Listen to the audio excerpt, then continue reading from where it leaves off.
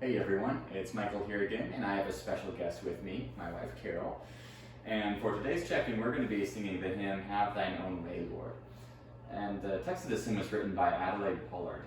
In 1902, she was in a prayer meeting. She was 40 years old, still single, and physically unwell. She suffered with diabetes.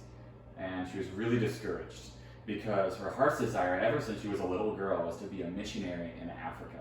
But just before this was about to happen, it fell through because she realized she didn't have the financial support she needed.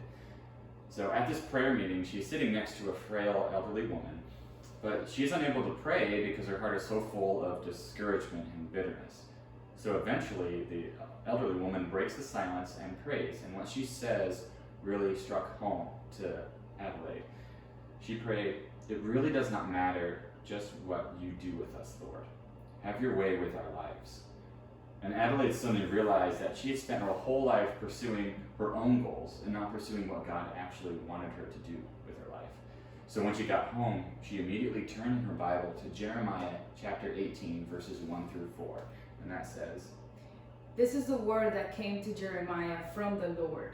Go down at once to the potter's house. There I will reveal my words to you." So I went down to the potter's house, and there he was, working away at the wheel. But the jar that he was making from the clay became flawed in the potter's hand. So he made it into another jar, as it seemed right for him to do. So Adelaide saw herself as a defective pot, just like in that story in Jeremiah.